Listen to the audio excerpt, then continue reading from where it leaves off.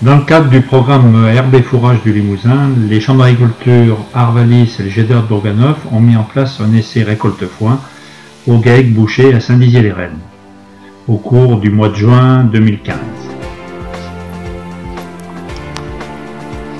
Cet essai s'est mis en place en partenariat et avec les moyens de la société Kuhn, les établissements Micard et la CUMA Vallée du Thorion. L'objectif de l'essai était de mesurer les vitesses séchage, débit de chantier, consommation de carburant et perte de fourrage de la fauche au pressage. Notre base de protocole intégrait 3 types de faucheuses. Une faucheuse classique, une conditionneuse à doigt et une conditionneuse à rouleau.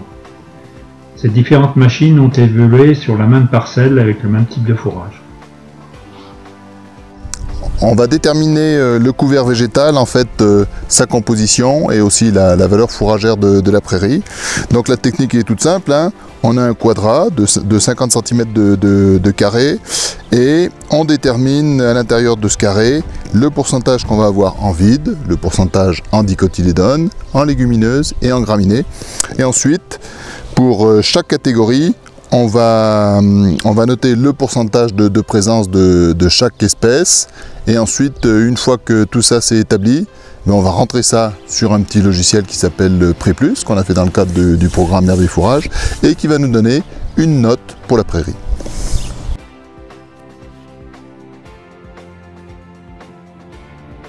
Donc sur la première phase de l'essai, là, on vient de caractériser la parcelle. Donc pour ce faire, on a pris des prélèvements d'herbe en verre, de manière à connaître le rendement en verre de la parcelle.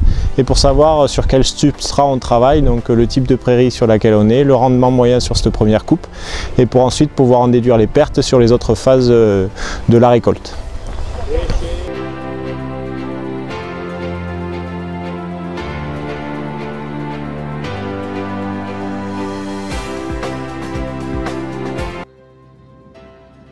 Pour les mesures de perte à la fauche, nous avons utilisé des plateaux avec chaume artificiel. Ces plateaux ont une surface de 0,2 m², 1/5 de mètre carré. Ceux-ci sont placés sur la largeur de la coupe de la faucheuse et après le passage de la machine, on pèse les pertes pour chaque matériel. Pour une bonne utilisation des faucheuses, avant de passer sur nos parcelles d'essai, nous avons vérifié les différents réglages sur une autre parcelle, notamment la hauteur de coupe. Nous avons visé une hauteur de coupe entre 6 et 8 cm.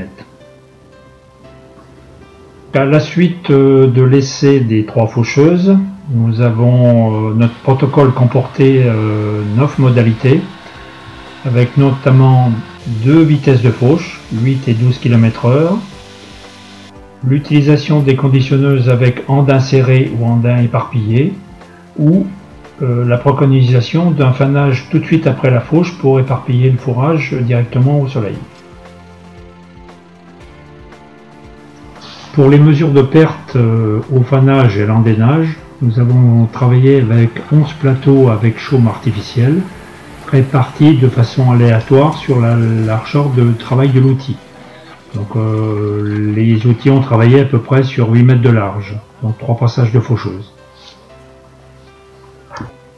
Pour le pressage, nous avons travaillé avec une presse à champ variable à courroie et nous avons réalisé des balles de 150 de diamètre.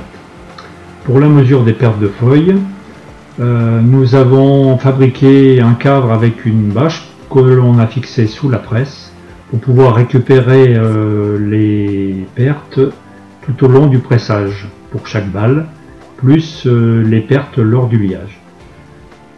Globalement, donc nous avons pesé toutes ces pertes pour avoir une mesure pour chaque balle et chaque modalité.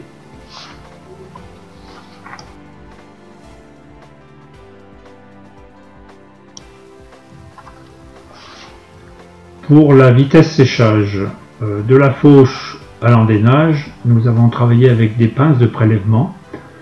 Donc les pinces, c'est deux planches avec un couteau où on fait un prélèvement sur la totalité de l'épaisseur de l'andin par exemple. Ensuite, pour chaque modalité, nous avons fait des prélèvements le matin et en fin d'après-midi avec 3 prélèvements par modalité.